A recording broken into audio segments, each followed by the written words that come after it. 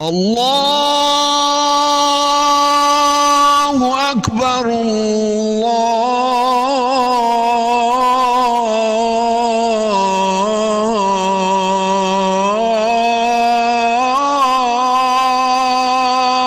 اکبر۔ اے ایمان والو، جب جمعے کے دن نماز کے لیے پکارا جائے تو اللہ کے ذکر کی طرف لپکو اور خرید و فروخت چھوڑ دو، یہ تمہارے لیے بہتر ہے اگر تم سمجھو۔ آج کا خطبہ عنوان ایثار و قربانی، تحریر حضرت مولانا پروفیسر محمد یوسف خان صاحب حافظہ اللہ تعالی، شیخ الحدیث و ناظم تعلیمات جامعہ اشرفیہ لاہور پاکستان۔ الحمدللہ، ہر طرح کی حمد و ثنا اللہ ہی کے لیے ہے۔ وہی ہے جو ہم سب کا خالق و مالک ہے، وہی ہے جس نے سورج، چاند و ستارے پیدا فرمائے، وہی ہے جو آسمانوں سے می برساتا ہے، وہی ہے جو ہمیں زندگی عطا فرماتا ہے، وہی ہے جو ہم سب کا رازق ہے۔ میں گواہی دیتا ہوں کہ اللہ کے سوا کوئی الہ نہیں، وہ واحد ہے، اس کا کوئی شریک نہیں۔ میں یہ بھی گواہی دیتا ہوں کہ حضرت محمد مصطفیٰ صلی اللہ علیہ وآلہ وسلم اللہ کے بندے اور چنیدہ رسول ہیں۔ بعد ازاں اللہ رب العالمین قرآن مجید فرقان حمید میں ارشاد فرماتا ہے، وَالَّذِينَ تَبَوَّؤُوا الدَّارَ وَالْإِيمَانَ مِن قَبْلِهِمْ يُحِبُّونَ مَنْ هَاجَرَ إِلَيْهِمْ وَلَا يَجِدُونَ فِي صُدُورِهِمْ حَاجَةً مِّمَّا أُوتُوا وَيُؤْثِرُونَ عَلَى أَنفُسِهِمْ وَلَوْ كَانَ بِهِمْ خَصَاصَةٌ وَمَن يُوقَ شُحَّ نَفْسِهِ فَأُولَئِكَ هُمُ الْمُفْلِحُونَ۔ ایثار کا مفہوم۔ ایثار کا لفظی مطلب ہے دوسروں کے فائدے اور غرض کو اپنے فائدے اور غرض پر مقدم رکھنا، اپنی ضرورت کے ہوتے ہوئے دوسروں کو ترجیح دینا۔ ایک آدمی خود ضرورت مند ہو لیکن جب کوئی دوسرا حاجت مند اس کے سامنے آئے تو وہ چیز اسے دے دے اور خود تکلیف اٹھا لے، اسی کا نام ایثار ہے۔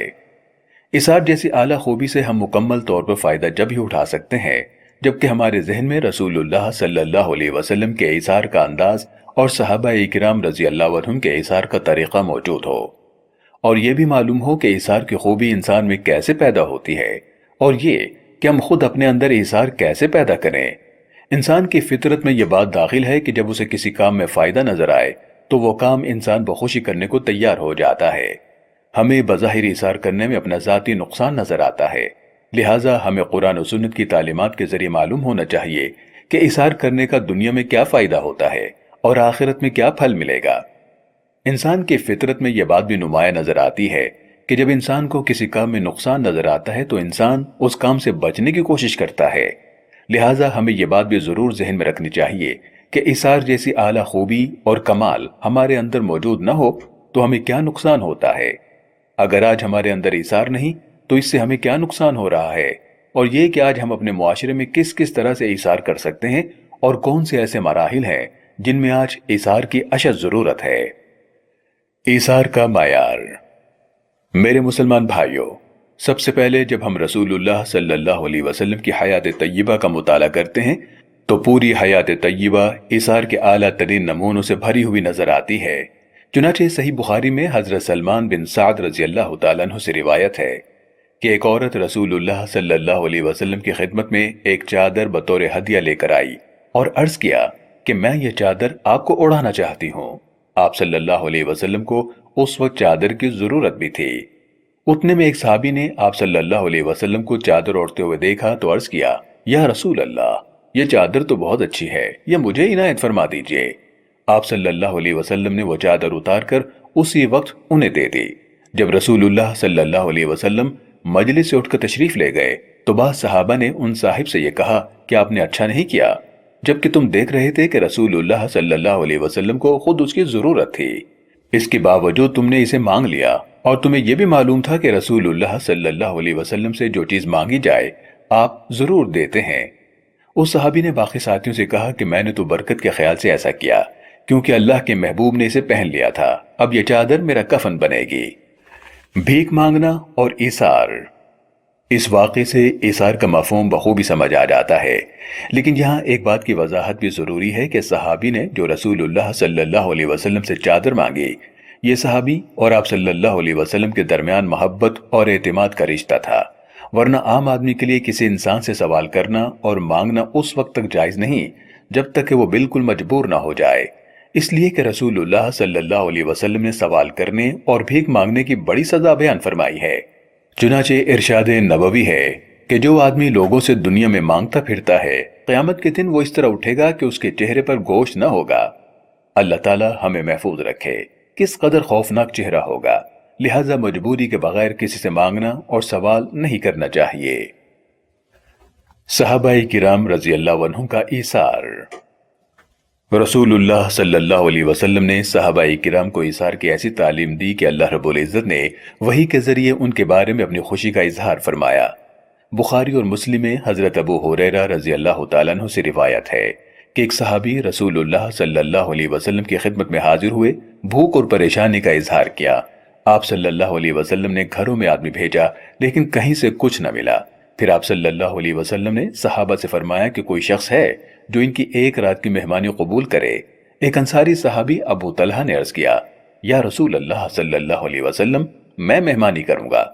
پھر مہمان کو گھر لے گئے، بیوی سے کہا کہ یہ اللہ کے رسول کے مہمان ہے، جو اکرام کر سکو کرنا، کوئی چیز چھپا کے نہ رکھنا۔ بیوی نے کہا کہ خدا کی قسم، بچوں کے لیے تھوڑا سا رکھا ہے اور کچھ بھی گھر میں نہیں۔ صحابی نے فرمایا کہ بچوں کو بہلا کر سلا دینا، جب وہ سو جائیں تو کھانا لے کر مہمان کے ساتھ ہو جائیں گے، پھر تم چراغ کو ٹھیک کرنے کے بہانے اٹھ کر اسے بجھا دینا۔ چنانچہ بیوی نے ایسا ہی کیا۔ دونوں میاں بیوی اور بچوں نے رات فاقے میں گزاری۔ جب ابو طلحہ صبح کے وقت رسول اللہ صلی اللہ علیہ وسلم کی خدمت میں حاضر ہوئے تو آپ صلی اللہ علیہ وسلم نے ان کا اور ان کی بیوی کا نام لے کر خوشخبری سنائی کہ اللہ تعالیٰ کو ان دونوں کا یہ عمل بہت پسند آیا ہے۔ ہمارے اندر ایثار کیسے پیدا ہو؟ میرے پیارے مسلمان بھائیوں، رہا یہ سوال کہ ایسے اعلیٰ معیار کا ایثار انسان میں کیسے پیدا ہو، تو اس کے لیے آج کے انسان کو اپنے اندر وہی دو خوبیاں پیدا کرنا ہوں گی جو صحابہ کرام میں تھی۔ ایک خوبی دینی اخوت اور انسانی ہمدردی، اور دوسری خوبی اپنے دل کے اندر دنیا کی بے رغبتی اور قناعت پسندی پیدا کرنا ہے۔ ہمیں اپنے اندر ایثار کو پیدا کرنے کے لیے دینی اخوت اسی طرح پیدا کرنا ہوگی جس انداز میں رسول اللہ صلی اللہ علیہ وسلم نے اس کی تعلیم دی۔ فرمایا، ایمان والوں کو ایک دوسرے پر رحم کھانے، محبت کرنے اور شفقت و مہربانی کرنے میں تم جسم انسانی کی طرح دیکھو گے۔ جب اس کے کسی عضو کو بھی تکلیف ہوتی ہے تو جسم کے باقی اعضاء بھی بخار اور بے خوابی میں اس کے شریک حال ہو جاتے ہیں۔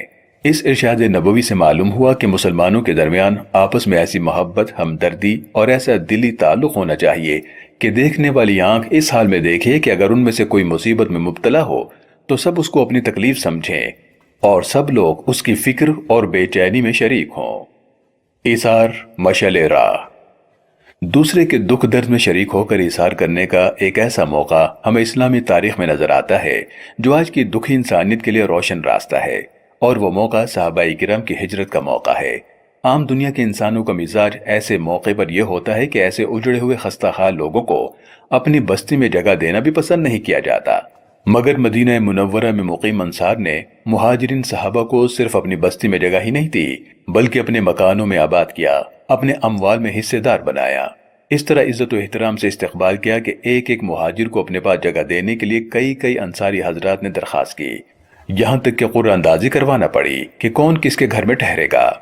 اس طرح گزارا چلتا رہا۔ جن مہاجرین صحابہ کے پاس نہ اپنا مکان تھا نہ جائیداد، وہ انصار صحابہ کے مکانوں میں رہتے ہوئے ان کی جائیدادوں میں محنت مزدوری کرتے۔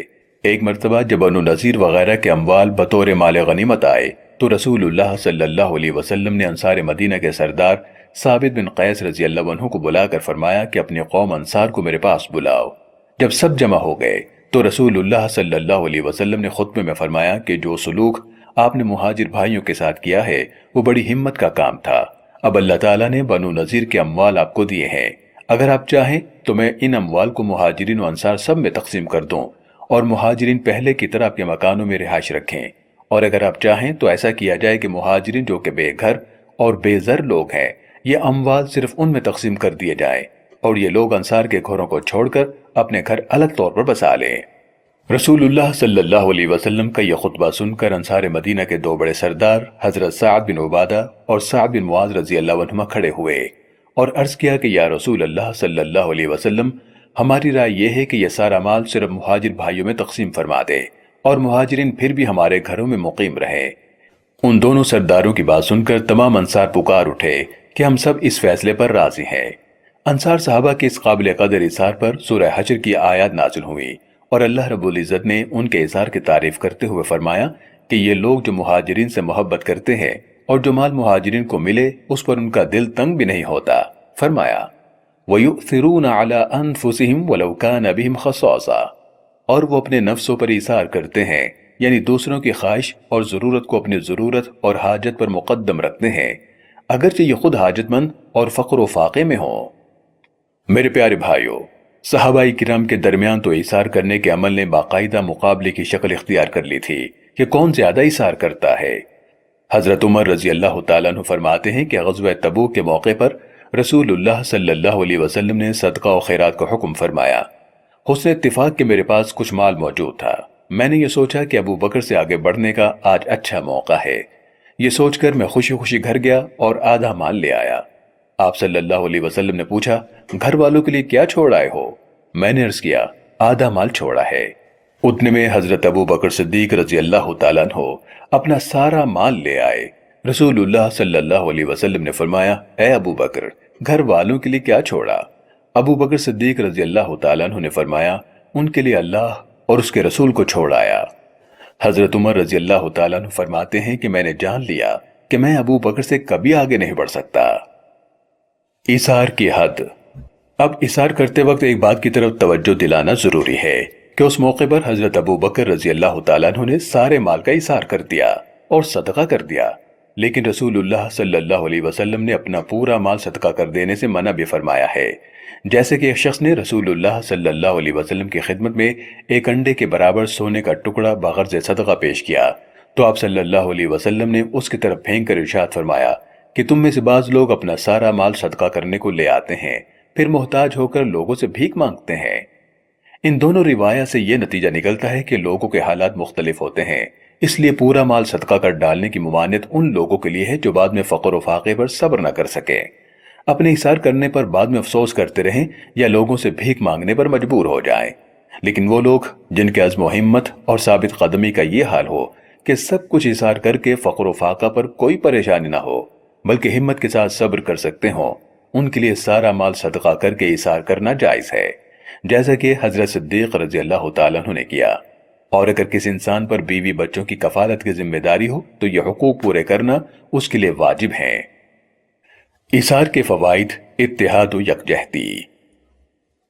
میرے مسلمان بھائیوں، ایثار سے مسلم معاشرے میں سب سے بڑا فائدہ آپس کا اتحاد اور یکجہتی کا پیدا ہونا ہے۔ صحابہ کرام کی ایسی اخلاقی خوبیاں تھیں جن کی بدولت ان کا معاشرہ دنیا بھر کے لیے ایک عملی نمونہ بن گیا۔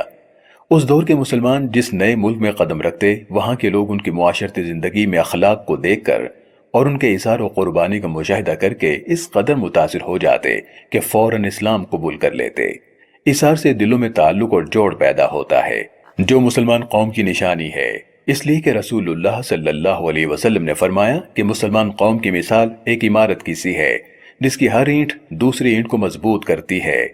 اس ارشاد نبوی سے اسلامی معاشرے کی واضح صورت سامنے آتی ہے کہ جس طرح ایک ایک اینٹ کر کے عمارت بنائی جاتی ہے، اسی طرح ایک ایک فرد مل کر معاشرہ بنتا ہے، اور اس پورے اسلامی معاشرے میں ہر فرد کا وہی کردار ہوتا ہے جو ایک عمارت کی ہر انتہا عمارت کے استحکام اور اس کی بقا کے لیے ادا کرتی ہے، اور ان افراد کو آپس میں عمارت کی طرح جوڑنے میں اخلاق کام کرتے ہیں۔ اب غور فرمائیے، ایثار سے دونوں کے دل جڑے کہ ایک شخص اپنی ضرورت اور حاجت کو دبا کر دوسرے کی ضرورت کو پورا کر رہا ہے۔ ایثار کرنے والے کے دل میں دوسرے سے ہمدردی ہے اور جس کے لیے ایثار کیا جائے اس کے دل میں اس کی قدر پیدا ہوگی۔ جب معاشرے میں ہر فرد ایک دوسرے کے بارے میں ہمدردی اور قدر کرنے کے جذبات اپنے اندر پیدا کر لے تو نفرت، ظلم، دشمنی، حرص و لالچ جیسی بیماریوں کا وجود ہی نہیں رہتا۔ ہمدردی۔ ایثار سے معاشرے میں ہمدردی اور ایک دوسرے کا خیال کس طرح پیدا ہوتا ہے، اس کی ایک سادہ سی مثال صحابہ اکرام رضی اللہ عنہم کے زمانے میں ملتی ہے۔ حضرت ابن عمر رضی اللہ تعالیٰ عنہما فرماتے ہیں کہ ایک صحابی کو کسی شخص نے بکرے کی سری ہدیے کے طور پر دی۔ انہوں نے خیال کیا کہ میرے فلاں ساتھی زیادہ ضرورت مند ہیں، وہ اہل و عیال والے ہیں اور ان کے گھر والے بھی زیادہ ہیں، اس لیے ان کے پاس بھیج دی۔ ان صاحب کو تیسرے ساتھی کے متعلق یہی خیال ہوا تو سری ان کے پاس بھیج دی۔ الغرض اسی طرح 7 گھر میں گھوم کر وہ سری پھر سب سے پہلے صحابی کے گھر لوٹ آئی۔ ہمارا معاشرہ، ایثار کا فقدان اور اس کے نقصانات۔ آج جب ہم اپنے معاشرے پر نظر ڈالیں تو ہمیں بہت سی خرابیاں صرف اس لیے نظر آتی ہیں کہ ہمارے اندر ایثار کا جذبہ نہیں۔ آج کا انسان اپنی ضرورت کو سب سے بڑی ضرورت سمجھتا ہے۔ گھر کے اندر دیکھیں تو ہر فرد کی آرزو ہے کہ میری خواہش اور ضرورت کا احترام کیا جائے۔ مجھے کوئی چیز اچھی لگتی ہے اور وہ دوسرے کی بھی پسندیدہ ہے، اب اگر میں اپنی ضرورت اور خواہش پوری کر لوں تو میرا نفس تو خوش ہو گیا، لیکن دوسرے کے دل میں حسرت رہ گئی۔ اگر میری طرف سے پیش قدمی ہوتی اور اظہار کر لیتا، دوسرے کو بخوشی اجازت دے دیتا تو دوسرے کے دل میں میرے بارے میں قدر پیدا ہو جاتی۔ اس ہمدردی کرنے کی وجہ سے ثواب اظہار کرنے والے کو ملے گا۔ گھر سے باہر سڑک پر آئیے، جہاں آپ کو ٹریفک جام نظر آئے گا، وہاں اپنی سواری سے اتر کر آگے جا کر دیکھیے۔ ہر انسان کو اپنی منزل پر پہنچنے کی جلدی ہے، ہر شخص اپنی سواری کو پہلے گزارنا چاہتا ہے، نتیجتاً کوئی بھی نہیں گزر سکتا۔ یہ تکلیف سب کو پہنچی صرف ایثار کو چھوڑنے کی وجہ سے۔ اگر چند افراد ایثار کریں، اپنی ضرورت اور جلدی کو ذرا دبا لیں، دوسرے کو موقع دے دیں تو یہ مسئلہ سرے سے پیدا ہی نہ ہو۔ دفاتر میں جائیے، وہاں بھی ایثار کے نہ ہونے کی وجہ سے کئی مقامات پر خرابیاں نظر آئیں گی۔ آپ بس میں یا ریل گاڑی وغیرہ میں سفر کر رہے ہوں، کوئی بزرگ یا کوئی خاتون کھڑی ہیں، یہ انسان ایثار کر کے قربانی کر کے اپنی جگہ انہیں دے دے، خود تکلیف سہ لے تو اسے ایثار کا ثواب ملے گا۔ کیا ایثار سے واقعی نقصان ہوتا ہے؟ لیکن آج کا انسان سوچتا ہے کہ ایثار کرنے میں بظاہر اپنا تو نقصان ہی نظر آتا ہے۔ ہم نے دوسرے کی ضرورت کو پورا کر دیا، خود تو صرف تکلیف برداشت کی۔ اب ایثار کرنے والے کہتے دکھائی دیں گے کہ جناب والا ہمیں کیا ملا، اور جنہیں ایثار کرنے کو کہا جائے تو جواب ملے گا ہمیں ایثار کرنے سے کیا ملے گا۔ ایثار کرنے والے کو کیا ملتا ہے یہ تو بعد میں عرض کروں گا، پہلے یہ عرض کروں گا کہ یہ کڑوی حقیقت ہے کہ ایثار کرنے والے کو بظاہر نقصان ہی اٹھانا پڑتا ہے، کچھ کھونا ہی پڑتا ہے، کچھ تکلیف ہی برداشت کرنا پڑتی ہے۔ اگر ایثار میں صرف فائدہ ہی فائدہ نظر آئے تو پھر ہر شخص ایثار کرتا نظر آئے گا، ایثار کی تبلیغ کی ضرورت ہی پیش نہیں آئے گی، اس لیے کہ عقل مند انسان فائدے کے کام کو کبھی نہیں چھوڑتا۔ ایثار کرنے پر مسرت کا عظیم سرمایہ۔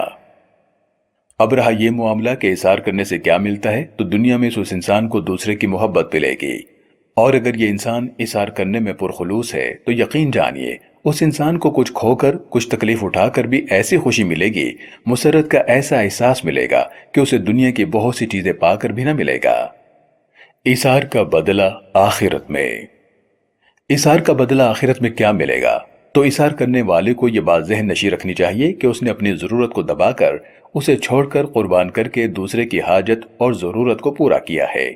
رسول اللہ صلی اللہ علیہ وسلم کا اس انسان کے لیے ایک عظیم وعدہ ہے، فرمایا من کان فی حاجت اخیہ کان اللہ فی حاجتی ومن فرج عن مسلم کربتا فرج اللہ عنہ کربتا من کربات یوم القیامہ۔ جو شخص اپنے مسلمان بھائی کی ضرورت پوری کرے گا، اللہ اس کی ضرورت کے وقت کام آئیں گے، اور جو کسی مسلمان کی تکلیف اور مصیبت کو دور کرے گا، اللہ تعالیٰ قیامت کے دن کی مصیبتوں میں سے اس کی مصیبتوں کو دور فرمائے گا۔ آج ایثار کر کے اپنے تقاضوں کو، اپنی ضرورتوں اور اپنے مفادات کو قربان کر کے دوسروں کے کام آ جائیں تو قیامت کے روز اس ایثار کا فائدہ نظر آئے گا۔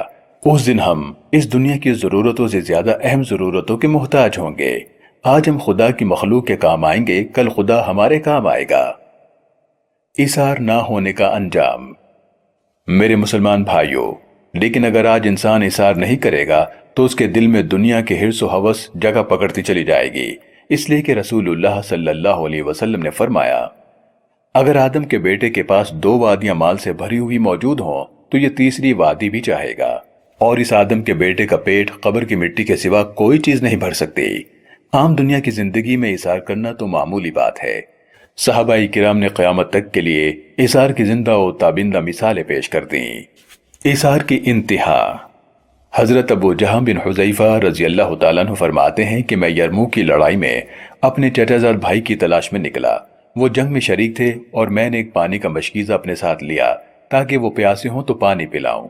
اتفاقاً وہ ایک جگہ اس حالت میں ملے کہ دم توڑ رہے تھے اور جان نکل رہی تھی۔ میں نے پوچھا پانی پلاؤں؟ انہوں نے اشارے سے کہا کہ ہاں۔ اتنے میں دوسرے صحابی نے جو قریب ہی پڑے تھے آہن نکالی۔ میرے چچا زاد بھائی نے آواز سن کر مجھے اشارے سے ان کے پاس جانے کو کہا۔ میں پانی لے کر دوسرے صاحب کے پاس پہنچا، وہ بھی اس حال میں پڑے دم توڑ رہے تھے۔ پاس ہی ایک اور صاحب بھی تھے، انہوں نے آہ کی۔ ہشام نے مجھے ان کے پاس جانے کا اشارہ کیا۔ میں تیسرے شخص کے پاس پہنچا تو وہ شہید ہو چکے تھے۔ میں پھر ہشام کے پاس واپس آیا، ہشام بھی جان دے چکا تھا۔ پھر اپنے چچا زاد بھائی کے پاس پہنچا تو وہ بھی جام شہادت نوش فرما چکے تھے۔ یہ اثار کی انتہا ہے، اور اثار کے وہ انمٹ نقوش ہیں جو قیامت تک امت مسلمہ کی رہنمائی کرتے رہیں گے۔ اللہ رب العزت ہمیں اثار کی توفیق عطا فرمائے اور دنیا اور آخرت میں اس کی برکات اور فوائد سے مالا مال فرمائے، آمین آمین۔ وآخر دعوانا ان الحمد للہ رب العالمین۔